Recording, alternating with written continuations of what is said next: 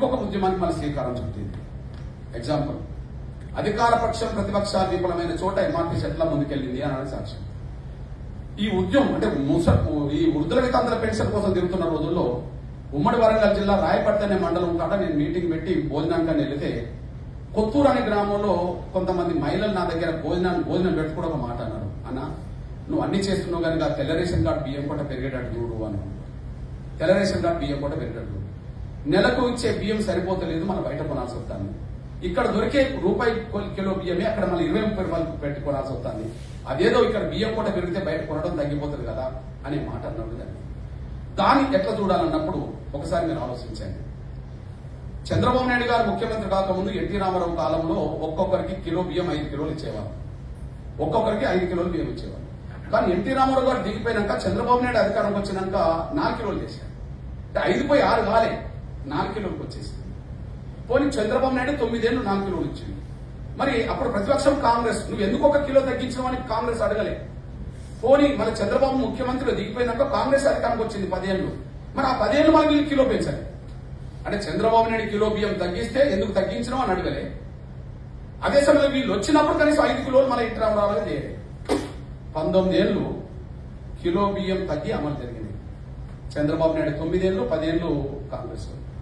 అక్కడ మళ్ళీ ఆలోచన వచ్చేసింది. ఎప్పుడైతే ఆ కొత్తూరు గ్రామంలో అన్న బియ్యం కోట గురించి మీరు ఆలోచించకుండా పెంచినట్టు చేయమన్నప్పుడు నేను ఆకలి కేకలు అనే యాత్ర, తెల్ల రేషన్ కార్డు బియ్యం కోట పెంచమని ఏ ఒక్క పార్టీ కోరట్లేదు, పేదలను గాలి వదిలేసిన కాంగ్రెస్ ప్రభుత్వం అధికార పక్షం అని చెప్పి ఆనాడు పోరాటం చేస్తే ఆకలి కేకల తెల్ల రేషన్ కార్డు బియ్యం కోట పెరగాలని చెప్పి ఆకలి కేకల యాత్ర చేసిన ఫలితం ఇవాళ 4 కిలోలు పోయి 6 కిలోలకు వచ్చింది. మీరు ఏ స్టేట్మెంట్ ఇవ్వదన్నా చూడండి, ఏ ఒక్క రాజకీయ పార్టీ బియ్యం కోట పెంచమని అడగలేదు. అంటే పేదలకు ఉపయోగపడే అంశాలు అధికార పక్షం ఎట్లా విస్మరిస్తుందో, ప్రతిపక్షాలు ఎట్లా పక్కకు పెడతాయో ఇది సాక్ష్యం.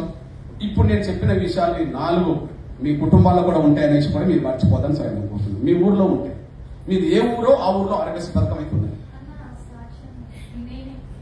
ఎందుకంటే సర్వేల్ అనే గ్రామం నాది. ఇప్పుడు అంటే ఉమ్మడి రాష్ట్రం ఉన్నప్పుడు నల్గొండ జిల్లా, కానీ ఇప్పుడైతే తెలంగాణ జిల్లా, తెలంగాణ రాష్ట్రం వచ్చాక యాదాద్రి భువనగిరి జిల్లా మాది, చౌటుప్పల్ మండలము. దానికి సాక్ష్యంగా నేనున్నాను. ఒకప్పుడు అంటే నేను 5th క్లాస్ చదువుతున్నప్పుడు మా ఊర్లో పుల్లారెడ్డి అని మా ఊరి అంటే పెద్ద ఆయన దాదాపు మాదిగ కులాలకు సంబంధించిన 300 ఎకరాల భూమిని స్వాధీనం చేసుకున్నాడు. ఆ టైంలో మందకృష్ణ మాదిగ అన్న అంటే ఎవరో మాకు తెలియదు వాస్తవంగా. అంటే పేరు వినబడుతుంది, మనిషి కనబడతలేడు, మాట వినబడుతుంది కానీ మనిషి లేడు, మాకు తెలియదు. కానీ నిన్ను ఆదర్శంగా తీసుకొని అన్న ఆ రోజున మా మాదిగలు కానీ మాలలు కానీ తిరగబడి ఒకటే మాట చెప్పారు, ఊరి మొత్తం మీద కూడా ఆ భూమిని మేము స్వాధీనం చేసుకుంటామని అరకగట్టి దుక్కి దున్నుతుంటే 500 మంది పోలీసులను దించి చెట్లెమ్మటి పుట్టలెమ్మటి కూడా పారిపోయేటట్టు కొట్టారన్న.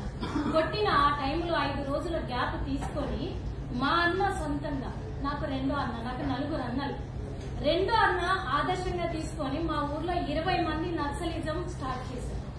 నక్సలైట్ల ఉద్యమం మొదలుపెట్టి ఒక్కటే మాట చెప్పారు మా ఊరి దొరికి, మేము గనక మాదిగలము తిరగబడి మేము ఒక్కటే దుమ్ముకి నీ ఇల్లుతో సహా భూస్థాపితం చేస్తాము, ఎందుకంటే మాకండగా మందకృష్ణన్ ఉన్నాడు, మేము పోరుబాట చేస్తున్నాం అన్నప్పుడు భయపడి మా భూములు మాకు ఇచ్చేసారు. ఒక నమ్మకం, ఒక ధైర్యం. ఓకే, నేను ఇవన్నీ ఎందుకు చెప్తుంటే సమాజానికి ఎట్లా ఉపయోగపడాలని అంశం కాడ ఒక నిర్ణయం తీసుకుంటే ఆ నిర్ణయం అనుగుణంగానే మేము ముందుకు సాగాం. ఫలితాలు అందరికీ వచ్చినాయి. మన ఊర్లో ఆరోగ్యశ్రీ పథకం ఉన్నది, మన ఊర్లో వికలాంగుల పెన్షన్ ఇవాళ 4,000 ఇక్కడ వస్తున్నాయి, 6,000 రేపు రాబోతున్నాయి, ఆంధ్రప్రదేశ్ 6,000 వస్తున్నాయి. అదే సమయంలో మన ముసలి పెన్షన్ ఇప్పుడు 2,000 వస్తున్నాయి, ఇంకొక 2 నెలల్లో 4,000 పెరుగుతాయి. తెల్ల రేషన్ కార్డు బియ్యం కూడా 4 కిలోల నుంచి 6 కిలోలు వస్తుంది. అవన్నీ అందరినీ భాగం. ఓకే, తర్వాత ఇప్పుడు మనం తెలంగాణ ఉద్యమం మనం అనుకున్నాం. తెలంగాణ ఉద్యమంలో చివరి ఘట్టంలో అమరుల త్యాగాలను విస్మరించే పాత్ర పోషించారు కాంగ్రెస్, టీఆర్ఎస్. అమరుల త్యాగాలను విస్మరించే పాత్ర పోషించారు కాంగ్రెస్, టీఆర్ఎస్. వాస్తవానికి భారతదేశంలో స్వాతంత్రం వచ్చిన కానీ ఎన్నో కొత్త రాష్ట్రాలు ఏర్పడ్డాయి. ఏ రాష్ట్రంలో కూడా ఎన్ని ప్రాణ త్యాగాలు లేవు, ఏ రాష్ట్రంలో కూడా ఎన్ని ప్రాణ త్యాగాలు లేవు. కానీ ఇక్కడ మాత్రమే దాదాపు 1000 పైగా ప్రాణ త్యాగాలు చేసుకోవాల్సిన పరిస్థితి ఇక్కడ నెట్టబడ్డాయి. ఇంతమంది అమరుల త్యాగాలను విస్మరించే పద్ధతిలో తెలంగాణ ఏర్పడ్డ కొత్తలో జరగబోయింది. ఏర్పడుతున్న క్రమంలో ఎగ్జాంపుల్, పార్లమెంట్ లో తెలంగాణ బిల్ అయిన వెంటనే ఇక్కడ కాంగ్రెస్ ప్రముఖులు ఏమనుకున్నారంటే అమరులందరినీ విస్మరించి అమరుల త్యాగాలను కూడా పక్కకు పెట్టి తెలంగాణ ఇచ్చింది సోనియా గాంధీ గారు కాబట్టి అవి తెలంగాణకు దేవత అని ప్రచారం చేసడం మొదలుపెట్టారు. మనం అందరం అప్పుడు పేపర్లో చూసాము, తెలంగాణకు దేవత సోనియా గాంధీ, దేవత సోనియా గాంధీ. తెలంగాణకు సోనియా గాంధీ దేవత అవుతే మరి మా సంగతి ఏంది అనుకున్నారేమో. కేసీఆర్ వాళ్ళు టీఆర్ఎస్ ఏమన్నారంటే తెలంగాణ తెచ్చింది మా నాయకుడు జాతిపిత అని వీళ్ళు ప్రచారం చేశారు. తెలంగాణ తెచ్చింది కేసీఆర్, మా జాతిపిత, తెలంగాణ జాతిపిత. ఇచ్చింది సోనియా గాంధీ దేవత. అంటే ఇచ్చిన వాళ్ళు దేవతలంతా, తెచ్చిన వాళ్ళు అన్నప్పుడు నేను ఆలోచన ఏంటంటే మరి ఇచ్చిన వాళ్ళు దేవతలు అవుతే, తెచ్చిన వాళ్ళు జాతిపితలు అవుతే, ఇచ్చేటోళ్ళు సకాలంలో ఇస్తే, తెచ్చేటోళ్ళు సకాలంలో తెస్తే ఇంతమంది ఎందుకు చచ్చిండ్రు? ఇవాళ చనిపోయిన వాళ్ళ కుటుంబాలకు న్యాయం జరిగే విధంగా మనం నిజాం కాలేజ్ గ్రౌండ్ లో అమరుల తల్లుల కడుపుకోత మహాసభ 1000 మందిని అమరుల తల్లుల వేదికను పెట్టి నిజాం కాలేజ్ గ్రౌండ్ మొత్తం లక్షలాది మందితో నింపి అమరుల కుటుంబాల సభ ఏదైతే ఉన్నదో ఆ సభ అమరుల తల్లుల కడుపుకోత మహాసభ పెట్టిన ఆ డిమాండ్లే టీఆర్ఎస్ ఎన్నికల మేనిఫెస్టోకి వచ్చినాయి. ఆ మేనిఫెస్టోనే దాదాపు 170% అమలు జరగడం వల్ల ఎంతో కొంత అమరుల కుటుంబాలకు కొంత మేలు జరిగింది. అంత జరగకపోయినా మేలైతే జరిగింది. అంటే ఇచ్చినోళ్ళు దేవతలైనరు, తెచ్చినోళ్ళు జాతిపితలు అవుతే సచ్చినోళ్ల సంగతి ఏందని చెప్పి అమరుల పక్షాన గట్టిగా కొట్లాడేందుకు కూడా ఎంఆర్పీఎస్ అనే విషయం మీరు దృష్టి తీసుకొస్తున్నాను. ఇవాళ ఫలితం అమరుల కుటుంబాలకు కనీసం 100% కాకపోయినా 60-70% అమరుల కుటుంబాలకు కొంత మేలు జరిగే కార్యక్రమాన్ని మాత్రం రూపకల్పన చేసింది ఎంఆర్పీఎస్. అందరు అటువైపు ఉన్నారు, తెచ్చిన వాళ్ళ వైపు ఉన్నారు, ఇచ్చిన వాళ్ళ వైపు ఉన్నారు, కానీ సచ్చిన వాళ్ళ వైపు ఎవరు లేరు. కానీ ఎంఆర్పీఎస్ మాత్రం నిలబడ్డది. ఎందుకంటే అణగారిన వర్గాల పిల్లల కుటుంబాలను ఆదుకోవాలని చెప్పి నిలబడ్డారు. కొన్ని సమస్యలు ఎట్లా ముందుకు తీసుకెళ్లాలి అన్నప్పుడు ఉదాహరణకు తెలంగాణ వచ్చింది. కొన్ని సమస్యలు ఎట్లా ముందుకు తీసుకెళ్ళాలని తెలంగాణ వచ్చింది. మనందరూ తెలుసు, ప్రియాంక రెడ్డి హత్య ఘటన అందు బాధించింది. కులంతో మతం సంబంధం లేకుండా ఏ బిడ్డ ప్రాణమే కాబట్టి అందరం దాన్ని ఖండించాల్సిందే తప్పదు. ఏ బిడ్డ అట్లా జరగదు, ఏ బిడ్డకు జరగదు కదా. ఈ విషయంలో అప్పుడు నాకు కాలు ఇరిగి ఉన్నది. ఆ కాలు ఇరిగి ఉన్న సమయంలో మీరు చూడండి, నేను ప్రియాంక రెడ్డి కుటుంబ సభ్యుల్ని పరామర్శించాను. ఏ బిడ్డ ప్రాణమే, మన బిడ్డ అయినా ఏ బిడ్డ అయినా ఒకటే. కానీ ఆ సమయంలో 3 రోజుల్లో 3 సంఘటనలు జరిగింది. అంతకుముందు నెలల ముందు ఇంకొక సంఘటన జరిగింది, పెద్ద సంఘటన. ఇక్కడ ప్రియాంక రెడ్డి హత్య ఘటన జరగక ముందు వరంగల్లో మానస యాదవ్ చంపబడ్డారు.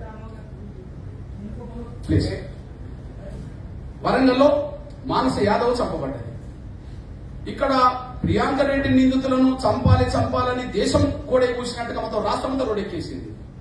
కానీ మానస యాదవ్ కుటుంబంని పరామర్శించే దాఖలాలు లేవు. నేను మానస యాదవ్ కుటుంబం దగ్గరికి వెళ్ళాను, కాలు ఇరిగినప్పుడే వెళ్ళాను వరంగల్.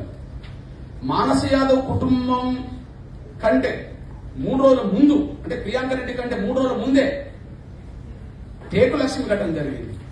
టేకు లక్ష్మి ఎవరు? ఆదిలాబాద్ జిల్లా ఆసిఫాబాద్ లో బుడగజంగాల బిడ్డ. ఆమె సామూహిక అత్యాచారం చేసి చంపారు. నేను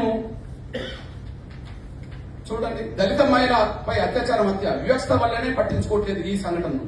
ఇటువైపు దేశం కూడైపోతుంది, రోడెక్కింది ఇటువైపు. ప్రియాంక రెడ్డిని చంపిన వాళ్ళను చంపాలి, ఉరియాలి, చంపాలని చెప్పి దేశం కూడైపోతుంది. కానీ మానస యాదవ్ దగ్గరికి వెళ్ళిన వాళ్ళు లేరు, ఖండించిన వాళ్ళు లేరు. లేదా టేకు లక్ష్మి దగ్గరికి వెళ్ళిన వాళ్ళు లేరు, ఖండించిన వాళ్ళు లేరు. అంతకంటే ముఖ్యంగా 2 నెలల ముందు హాజీపూర్ లో ముగ్గురు మన బీసీ బిడ్డల్ని, పసిబిడ్డల్ని శ్రీనివాసరెడ్డి అనే అతను తీసుకెళ్లి అత్యాచార యత్నం చేసి ముగ్గురిని చంపిన విషయం మనం మర్చిపోద్దని నేను సవినంగా కోరుతున్నాను. ముగ్గురిని చంపేశారు. నేను అక్కడికి కూడా వెళ్ళాను, ఆ ముగ్గురు చనిపోయిన కాడికి కూడా నేను వెళ్ళాను, హాజీపూర్ కూడా వెళ్ళాను. అప్పుడు కూడా నాకు కాలు ఎరిగే ఉన్నాయి. కానీ మళ్ళా నేను ఎదురు తిరగాల్సి వచ్చేసింది. శ్రీనివాసరెడ్డి ముగ్గురు బీసీ అమ్మాయిలే కాదు, కర్నూలులో ఒక బీసీ అమ్మాయిని చంపి 4 మర్డర్ కేసులు ఉన్నాడు. 4 మర్డర్ కేసులు ఉన్న శ్రీనివాసరెడ్డిని ఎన్కౌంటర్ చేయలే. మానస యాదవ్ దగ్గర ఎన్కౌంటర్ జరగలే, నిందితుల్ని ఏకులక్ష్మి నిందితులు ఎన్కౌంటర్ చేయలే. అక్కడ ఇక్కడ అణగారిన వర్గాల బిడ్డలు అత్యాచారం మీద చంపబడ్డారు, అక్కడ ఏం జరగలే. కానీ ప్రియాంక రెడ్డి నిందితులను మాత్రం 3 బీసీ పిల్లల్ని 1 ముస్లిం పిల్లల్ని కాల్చి పారేసేసారు. దిశ ఓకే కాల్చి చంపేశారు. అప్పుడు కులానికో న్యాయమా అని చెప్పి ఎదురు తిరిగింది ఎంఆర్పీఎస్. వేలాది మందితో మీటింగ్ పెట్టింది, నిరసన వ్యక్తం చేసింది ఎంఆర్పీఎస్. కులానికో న్యాయమా, అగ్ర కులాలకు ఒక న్యాయం, అనగారిన కులాలకు ఒక న్యాయం అని చెప్పి మీటింగ్ పెట్టింది, ఉద్యమాలు చేసింది, పోరాటం చేసింది. అంతిమంగా అందులో నుంచి ఒక డిమాండ్ వచ్చింది, మేము ఒక నిందితుని ఎన్కౌంటర్ చేయమనం గాని ఫాస్ట్ ట్రాక్ కోర్టు పెట్టి త్వరగా శిక్షలు పడేలాగా చేయండి అని చెప్పి ఎంఆర్పీఎస్ అన్ని అత్యాచార కేసుల్లో ఫాస్ట్ ట్రాక్ కోర్టులు వేయాలని చెప్పి ఎంఆర్పీఎస్ డిమాండ్ చేసుకుంటూ ఉద్యమం నడుపుకుంటూ వచ్చింది.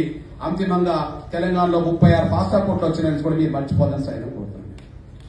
ఇవన్నీ అన్యాయం జరిగిన ప్రతి చోట ఎంఆర్పీఎస్ తమంత పాత్ర పోషించుకుంటూ వచ్చింది అనడానికి, నిర్దిష్టంగా ఎవరి వైపు ఉండి కొట్లాడాలో వాళ్ళ వైపు ఉండే కొట్లాడాల్సింది అనడానికి సాక్ష్యం నేను చెప్తూ, నాకు రేవంత్ రెడ్డి గారు స్నేహితుడిగా ఉండేవాడు, ఉత్తమ్ కుమార్ రెడ్డి గారు స్నేహితుడిగా ఉండేవాడు, కోమటిరెడ్డి స్నేహితుడు ఉండేవాడు, మన కిషన్ రెడ్డి గారు నాకు స్నేహితుడిగానే అప్పుడు ఉన్నాడు, ఇప్పుడు ఉన్నాడు. కానీ నేను విమర్శించేటప్పుడు ఆ నలుగురిని సీరియస్ గా విమర్శించాను. ఎందుకంటే పార్లమెంట్ లో వీళ్ళు 4 ఉన్నారు. అప్పుడు ఈ 4 ప్రియాంక రెడ్డి అత్యాచారం ఘటన మీదనే గట్టిగా మాట్లాడిండ్రు, ఉరి శిక్షలు వేసే విధంగా, త్వరగా శిక్షలు వేసే విధంగా మాట్లాడిండ్రు.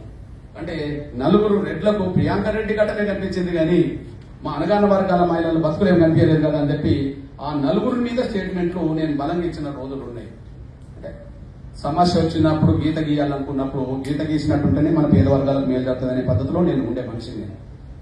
స్నేహితుడా, దగ్గరున్నవాడా, ఇంకోటి కాదు, నువ్వు న్యాయం వైపు ఉండదలుచుకుంటే గీత గీసినట్టుగానే ఉండాలి అనే పద్ధతిలోనే ఆ పాత్ర పోషిస్తే ఫాస్ట్ ట్రాక్ కోర్టు వచ్చింది. మీ అన్నగా చెప్తున్నాను, ఎక్కడన్నా మన వర్గాలకు పేద వర్గాలకు అన్యాయం జరిగితే మన వంతు పాత్ర పోషించాలని చెప్పి మనసులో పెట్టుకుంటున్నాను. ఇప్పుడు నా తమ్ముడు ఉన్నాడు, మీ అందరి ముందు చెప్పాడు, మీ అందరి సహకారంతో ఆయన బయటపడ్డాడు. కాసిం మీద నిర్బంధం పెట్టి జైలు పాలు చేశారు. కాసిం విడుదల కోసం నా వంతు నా తమ్ముడి కోసం ప్రయత్నం చేశారు. కాసిం మీద నిర్బంధం పెట్టినప్పుడు బయట సంఘాలు కూడా మాట్లాడడానికి కొంత జంకుతున్న రోజులే, బయట సంఘాలు బహిరంగ మాట్లాడడానికి జంకుతున్న రోజుల్లో నా వంతు పాత్రగా తమ్ముడి విడుదల కోసం నా వంతు పాత్ర పోషించాను. ఓకే, నా తమ్ముడు ఒక ఎస్సీ మాదిగని, కానీ ఈ తమ్ముడికి ఇంకా చివరి అందరికంటే ముందు టీఆర్ఎస్ లో పొలిట్ బ్యూరో సభ్యుడిగా ఉండబడే చెరుకు సుధాకర్ గౌడ్ను అక్రమ కేసు పెట్టి, ఏం కేసు పెట్టింది, పీడీ యాక్ట్ పెట్టి జైలు పాలు చేస్తే టీఆర్ఎస్ పొలిట్ బ్యూరో సభ్యుడు అంటే టీఆర్ఎస్ అధినేత కేసీఆర్ పోవాలి కదా. ఒక పొలిట్ బ్యూరో సభ్యుడు బీసీ నాయకుడు పోయి జైల్లో ఉంటే కేసీఆర్ కూడా పరామర్శించని రోజుల్లో ఎంఆర్పీఎస్ పరామర్శించడమే కాకుండా ఆయన కోసం ఆమర దీక్ష చేసి ఆయన విడుదల కోసం ఎంఆర్పీఎస్ తమ వంతు పాత్ర పోషించింది. ఆమర దీక్ష చేయాల్సి వచ్చింది. నా బీసీ గౌడ్ కోసం నా వంతు పాత్ర పోషించి విడుదల చేయడంలో కీలకమైన పాత్ర పోషించాను. టీఆర్ఎస్ రోడ్డు మీకు రాలే, కేసీఆర్ పోయి పరామర్శించాలి. కానీ హాస్పిటల్ పోయాం, జైలుకి వెళ్ళాం, బయటకు వచ్చాం, ఉద్యమం నిర్మించాం. తెలంగాణ రాష్ట్రం ఏర్పడ్డ తర్వాత మళ్ళీ మన విమలక్క, తెలంగాణ రాష్ట్రం ఏర్పడ్డాక మన విమలక్కను జైల్లో పెట్టిన విషయం మీ అందరూ తెలుసు. ఒక యాదవ్ బిడ్డ జైలు పాలయ్యారు. నేను అప్పుడు ఆంధ్రప్రదేశ్ తిరుగుతున్నా, పెద్ద పేపర్లో రాలే. నాకు ఎమ్మెల్సీ దిలీప్ ఫోన్ చేసి, దిలీప్ గారు ఫోన్ చేసి, కృష్ణన్న నువ్వు ఎక్కడున్నావు, విమలక్కను తీసుకెళ్లి జైల్లో పెట్టారు, నీకు తెలుస్తలేదంటే, అన్నా నాకు తెలియదన్నా, నేను పలానా చోట ఆంధ్ర ప్రాంతంలో తిరుగుతున్నా, ఏంటి విషయం అంటే ఇట్లా జైల్లో పెట్టినంటే, సరే నేను వెంటనే కార్యక్రమం ఆపుకొని వస్తాను చెప్పాను. వచ్చాను, హైదరాబాద్కు వచ్చాను, జైలుకి వెళ్ళాను, అక్కని పరామర్శించాను. అక్క నీకు అండగా నిలబడతా, బయట ఉద్యోగం నిర్మిస్తానని చెప్పాను.